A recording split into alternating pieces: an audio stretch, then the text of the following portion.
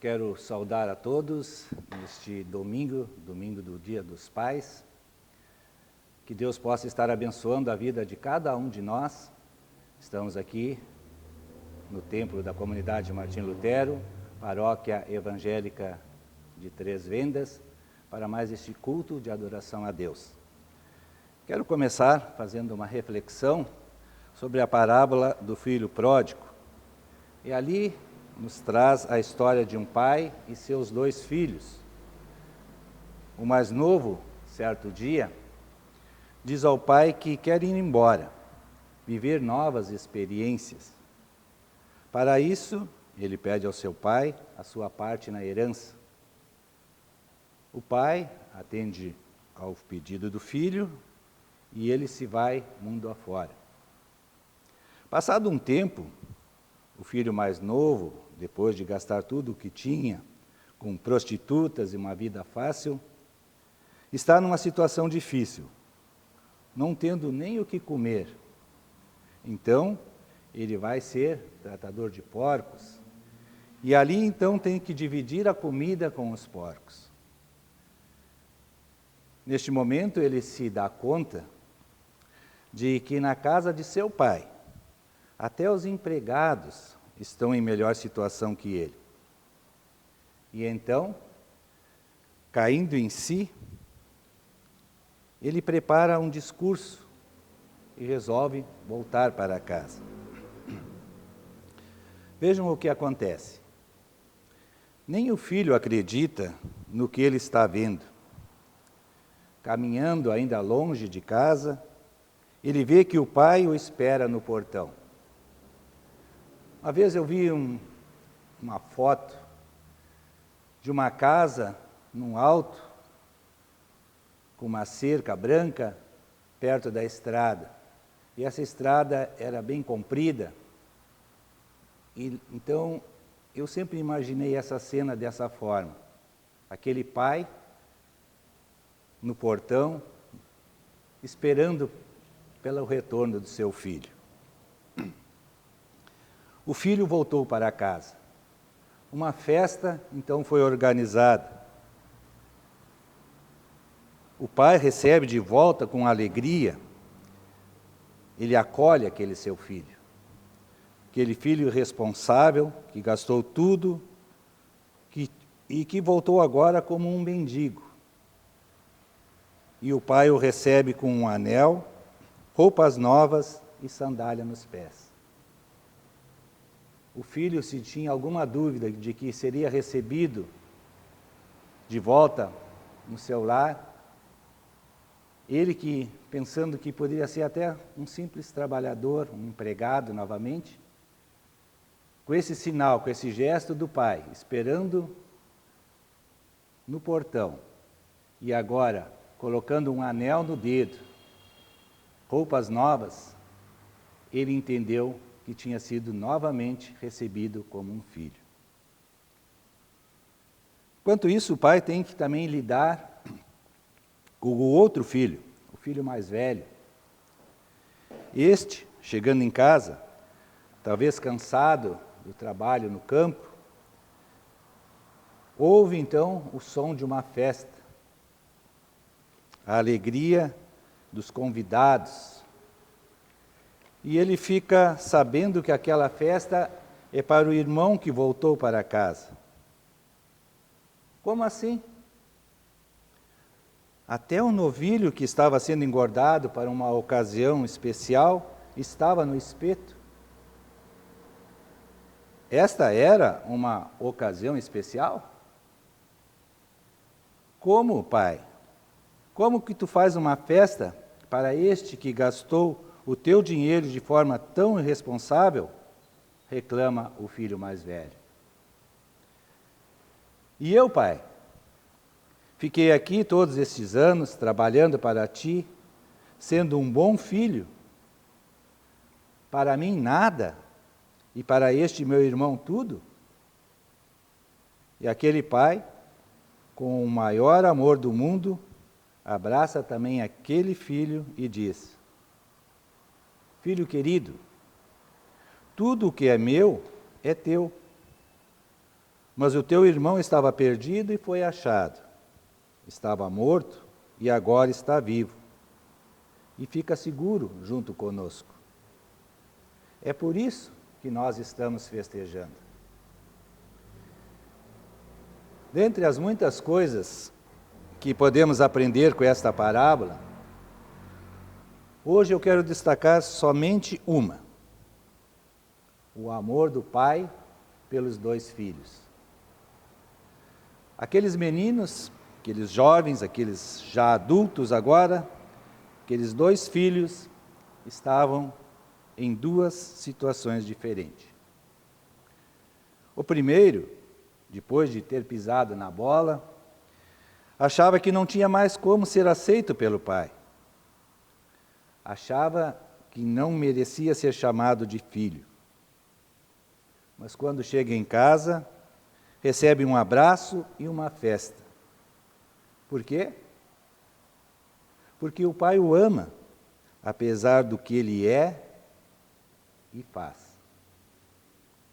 É como se o pai estivesse dizendo: filho, eu não somo débitos. Não há nada do que você faça ou deixe de fazer que diminua o meu amor por ti. E o caso do segundo, o filho mais velho? Ao contrário do irmão, acha que merece o amor do pai porque é uma pessoa boa, que faz tudo certo, trabalha e obedece ao pai. Nem de longe poderia ser comparado a este irmão irresponsável. E então, de novo, como fez com o filho mais novo, o pai vai ao encontro deste filho mais velho. Ele o abraça e acolhe. Filho querido, tudo o que é meu é teu também. É como se o pai estivesse dizendo: filho, eu não somo créditos. Não há nada que você faça ou deixe de fazer que vá modificar o meu amor por ti. Deus é este pai, e nós somos os filhos. Às vezes, o mais novo, que se distancia, que se menospreza, que acha que não merece o amor de Deus sem reservas. E para nós, Deus também diz: eu te amo. Eu sei que tu és pecador, eu sei que tu erras, mas eu te amo mesmo assim. Se tu queres voltar para casa, eu te aceito de volta e podemos recomeçar sempre de novo. Às vezes, pelo contrário, nós somos o filho mais velho e nos achamos com direitos perante Deus. Afinal, vamos sempre aos cultos, agora estamos assistindo de forma virtual. Nós oramos, nós ofertamos regularmente e ajudamos outras pessoas. Por isso nós merecemos o amor de Deus. E para nós, Deus também diz: olha só, não é o que tu faz que me faz te amar mais ou menos. As coisas boas que tu faz devem ser um reflexo do teu amor por mim. Não é uma questão de merecimento. Deus é o Pai que nos ama e nos aceita, assim como nós somos. Em Jesus, Ele vem ao nosso encontro e Ele nos capacita a ser canal de bênção. Neste domingo especial, de Dia dos Pais, o desafio que deixo a todos os pais é que busquemos, neste amor de Deus por nós, a capacidade de amar e aceitar os nossos filhos como eles são, acolhendo-os, disciplinando-os em amor e, acima de tudo, sendo sinais do reino e do amor de Deus nas nossas casas, como Pai. Um abençoado Dia dos Pais a todos. Amém.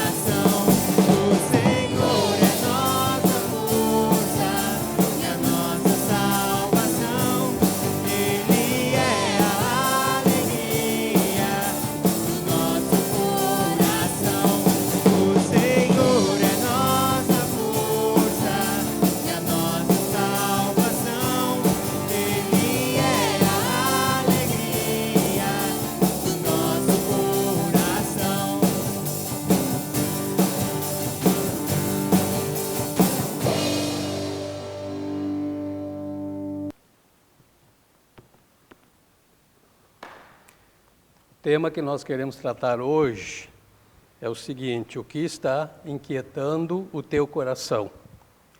Você já adquiriu o que há de mais moderno no comércio, seja no mercado da moda, dos eletrodomésticos ou eletrônicos?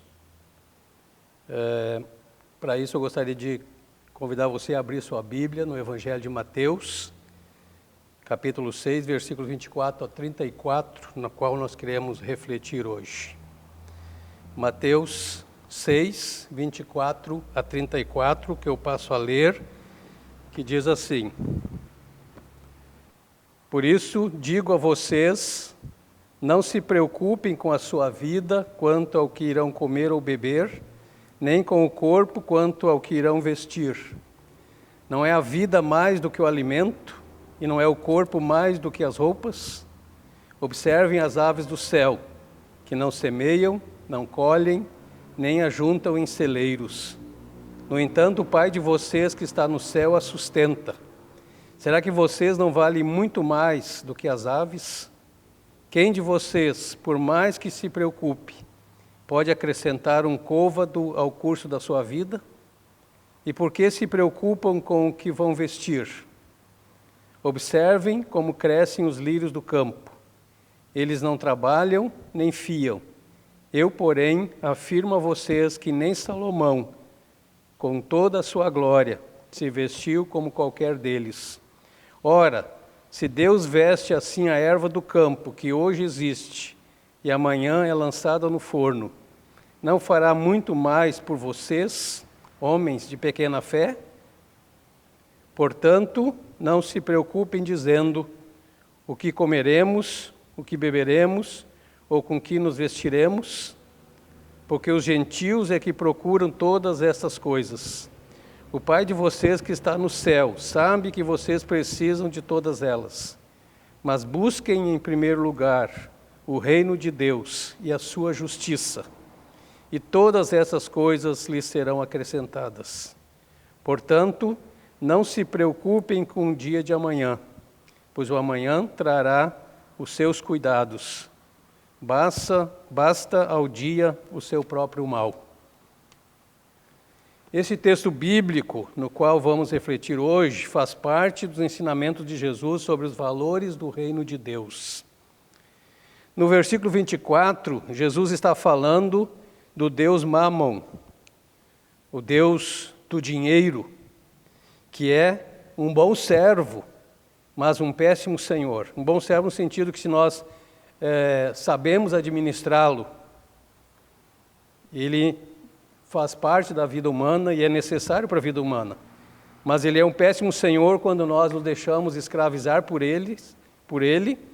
Então ele é um senhor tirano que nos escraviza e nos faz sofrer. Esse senhor tirano, esse Mamon, ele constantemente joga sujo e é desleal, tentando escravizando aqueles que estão sempre à sua procura e que tenta então assumir o lugar de Deus. Ele é um rival muito forte, que se ajunta conosco, com a nossa natureza humana decaída, e muitas vezes quer nos escravizar e assumir o lugar de Deus nas nossas vidas. Quem nunca se sentiu pressionado em ter para ser? Pois na sociedade em que vivemos, as pessoas são consideradas, são valorizadas se elas têm ou aparentam ter alguma coisa. E quem não se sentiu tentado a ostentar?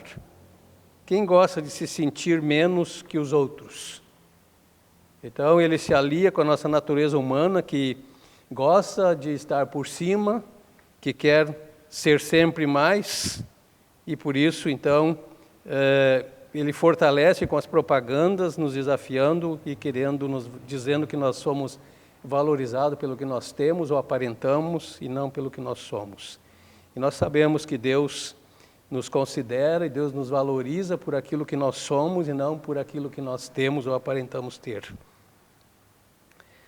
Aqui Jesus mostra que não é só o rico que corre o risco de se tornar escravo do dinheiro, e tê-lo como Deus, mas também mesmo o pobre, que nem sabe de onde virá a próxima refeição. Também este corre o risco de se tornar escravo. Um porque tem, e aí quer ter sempre mais. Sempre alguém perguntou para uma pessoa milionária o que ela precisaria para ser feliz. Ela disse: eu preciso mais tantos milhões. E depois que ela conseguiu esses milhões que ela queria para ser feliz, foi perguntado de novo: e agora? Você já é feliz? Não, eu preciso mais o dobro disso. Então, a riqueza, os bens materiais, o Deus do dinheiro, ele escraviza e faz com que a pessoa cada vez queira ter mais e precisar mais.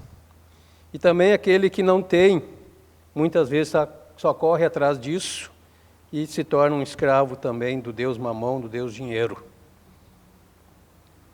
Jesus mostra que a ansiedade é uma forma de adoração a Mamão, porque demonstra falta de confiança em Deus. Aquele que se deixa vencer pelas ansiedades mostra que está servindo a dois mestres. E essa ideia mostra não só o poder desse Deus do dinheiro, mas também a sua adoração quase universal, chegando ao cúmulo de roubar o Deus verdadeiro dos discípulos de Cristo. Parece que esse Deus é um agente especial de Satanás, sendo o segundo em poder no mundo das más influências. Conforme 1 Timóteo 6, versículo 10, o apóstolo Paulo escreve: porque o amor ao dinheiro é a raiz de todos os males. E alguns nessa cobiça se desviaram da fé e atormentaram a si mesmos com muitas dores. Aqui não está dizendo que o dinheiro em si, a palavra de Deus não fala contra o dinheiro em si. Fala contra o amor ao dinheiro. O dinheiro em si ele é necessário, como eu disse, ele pode ser um bom servo, mas ele é um péssimo senhor porque ele escraviza os seus adoradores.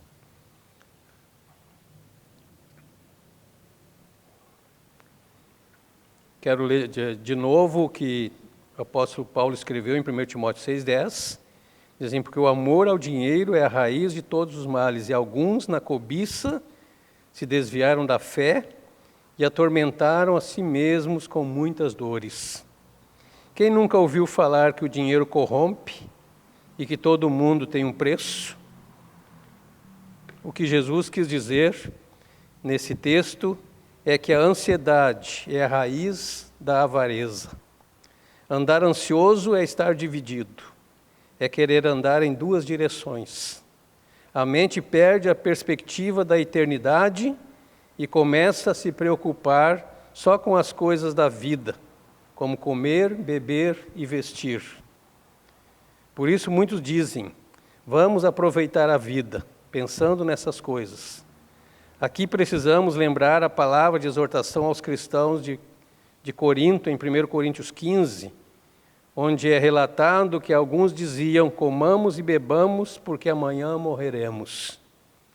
E então o apóstolo Paulo diz que se a nossa esperança se limita apenas a esta vida, somos as pessoas mais infelizes deste mundo.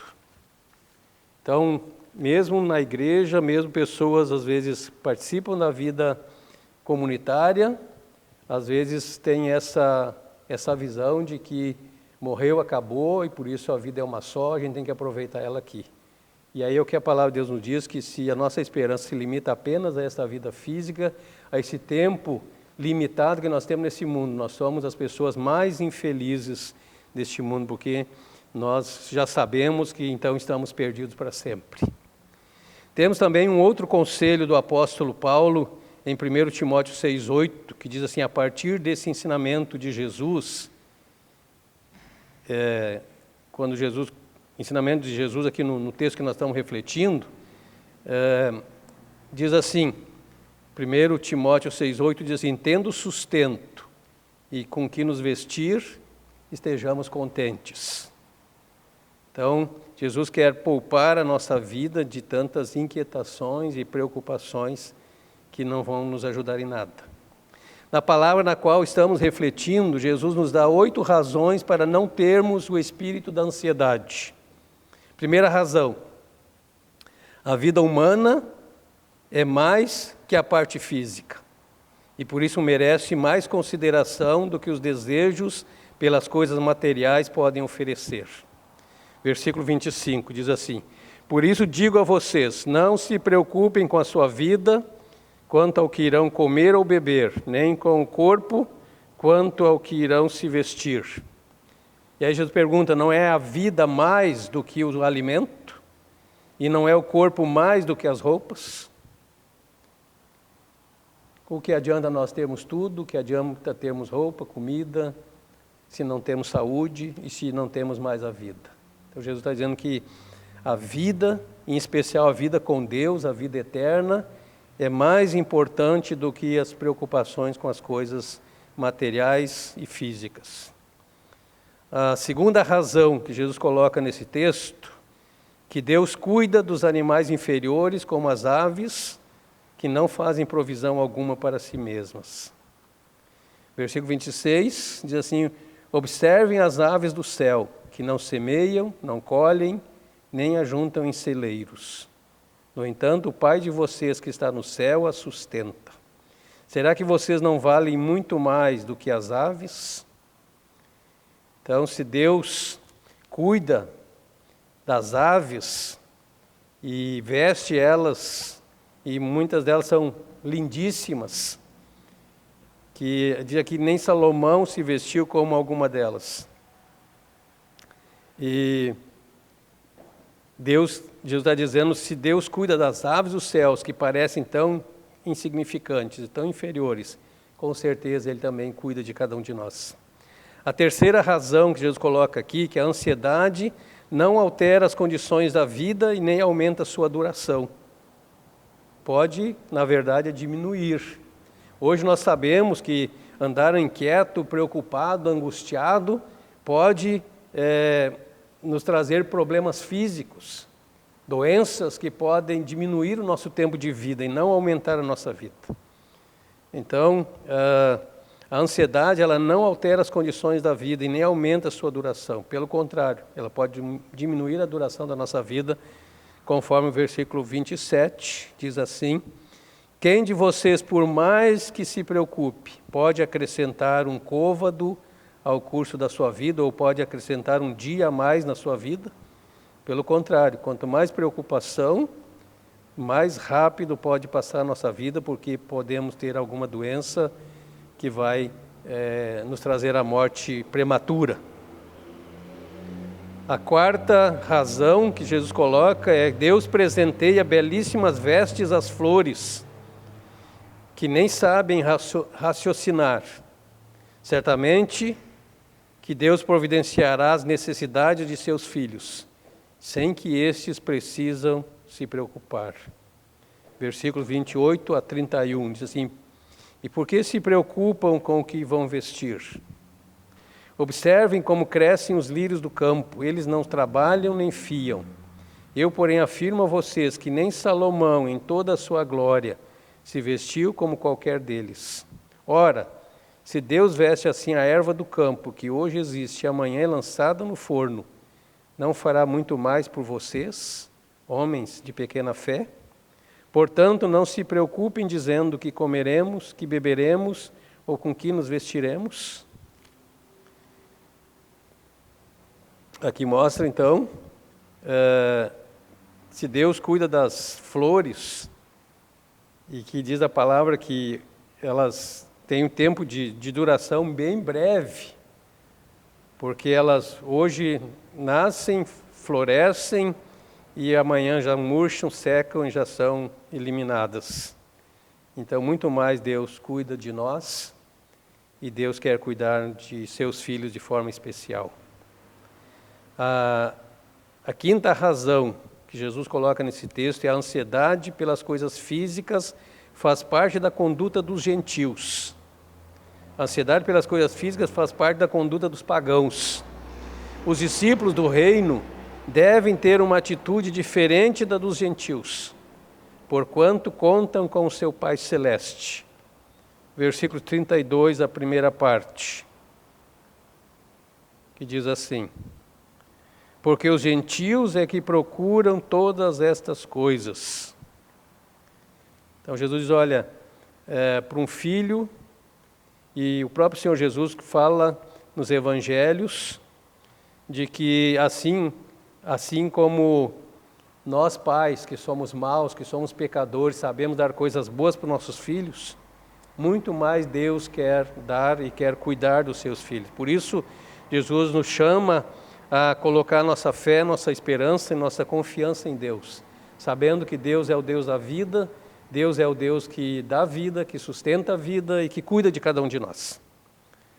A sexta razão que Jesus coloca nesse texto é o conhecimento perfeito que o Pai tem de nossas necessidades físicas. Isso garante o fornecimento para as mesmas. Versículo 32, a segunda parte, diz assim: o Pai de vocês que está no céu sabe que vocês precisam de todas elas. Que Jesus está dizendo, olha, o Pai sabe do que vocês precisam. Lá no Salmo 139 diz que quando nós estávamos sendo gerados na barriga da nossa mãe, Deus já conhecia todos os nossos dias. Deus já sabia tudo que nós iríamos viver e precisar para viver em todo o tempo neste mundo. Por isso Jesus diz, olha, o Pai conhece vocês, o melhor que vocês se conhecem, o Pai conhece vocês por dentro e por fora, e Ele sabe e quer dar o melhor para vocês. A sétima razão que Jesus coloca nesse texto é a busca do reino de Deus. Essa busca do reino de Deus, procurando viver conforme os valores desse reino. E a busca pela sua justiça, não querendo só que os outros sejam justos. Mas quando eu busco pelo reino de Deus, eu preciso me comprometer com os valores desse reino de Deus, procurando viver de acordo com esses valores, sabendo que por mim mesmo eu não consigo, mas Jesus diz, eu vou estar contigo, eu vou te ajudar, eu vou te orientar, eu vou te capacitar a fazer isso. E também buscando a justiça, e não só que os outros façam justiça, mas que nós possamos ser justos e praticantes da justiça, baseados e fundamentados naquele que é justo, naquele que é em Deus, que é o Deus da justiça e que nos ensina como ser justos e como viver de acordo com a sua vontade.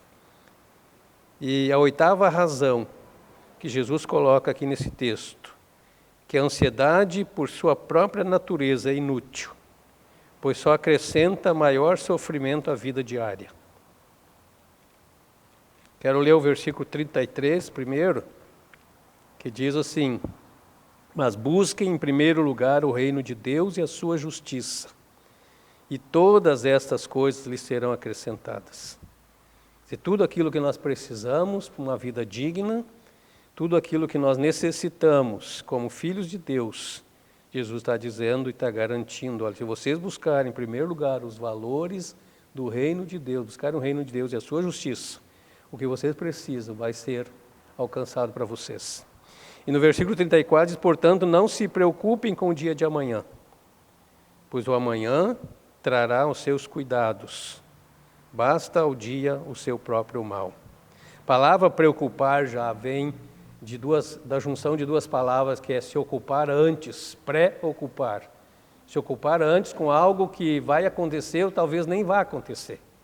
Porque nós não sabemos o que vai acontecer amanhã. Na verdade, nós não sabemos o que vai acontecer daqui a um segundo. Deus é aquele que é onisciente, aquele que sabe tudo. Deus é aquele que sabe o que vai acontecer hoje, amanhã, depois da manhã e daqui a 100 anos e daqui a milhões de anos. Por isso ele diz, olha, não precisam vocês sofrer antecipadamente. Se aquietem, coloquem o seu coração, a sua fé, a sua confiança em mim e me deixem cuidar de vocês. Que assim o Senhor nos ajude a viver conforme a sua vontade. Pois felizes são as pessoas que ouvem a palavra de Deus e a obedecem. Amém.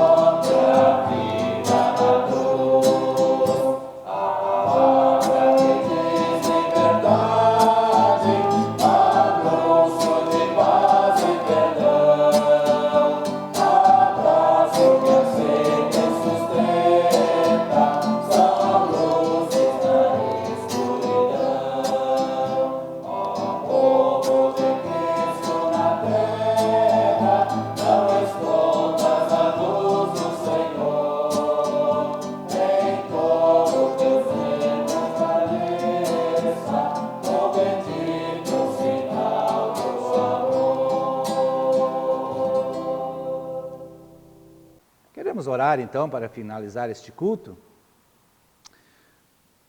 Amado Deus e Pai, nós te somos gratos, porque Tu és esse Deus de amor, esse Deus que está sempre ao nosso lado. Obrigado, Senhor, por esse dia especial, Dia dos Pais. Obrigado, Senhor, porque Tu és o nosso Pai e ajuda-nos a que possamos ser sempre pais responsáveis que também levam os filhos, Senhor, a Te conhecer e a caminhar contigo. Obrigado, Senhor, porque Tu também fala conosco no nosso dia a dia e que possamos sempre ser gratos a Ti por tudo que Tu tens feito por nós. Nós Te louvamos e agradecemos em nome de Jesus. Queremos encerrar orando o Pai Nosso. Pai nosso que estás no céu, santificado seja o Teu nome. Venha o Teu reino, seja feita a Tua vontade, assim na terra como no céu. O pão nosso de cada dia nos dá hoje, e perdoa-nos as nossas dívidas, assim como nós também perdoamos aos nossos devedores. E não nos deixes cair em tentação, mas livra-nos do mal, pois Teu é o reino, o poder e a glória para sempre. Amém. Que o Senhor te abençoe e te guarde, que o Senhor faça resplandecer o seu rosto sobre ti e tenha misericórdia de ti. Que o Senhor levante sobre ti o seu rosto e te dê a paz. Amém.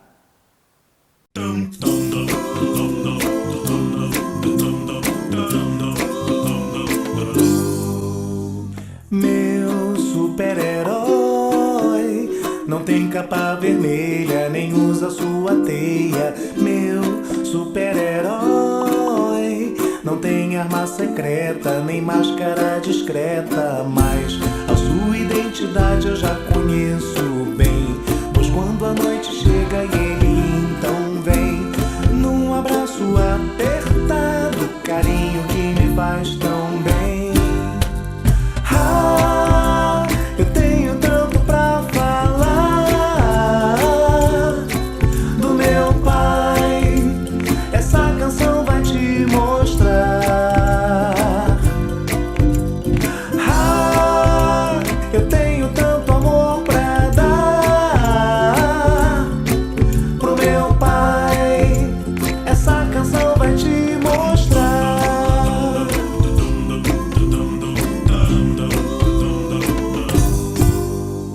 Meu super-herói não tem capa vermelha, nem usa sua teia. Meu super-herói não tem arma secreta, nem máscara discreta. Mas a sua identidade eu já conheço bem, pois quando a noite chega e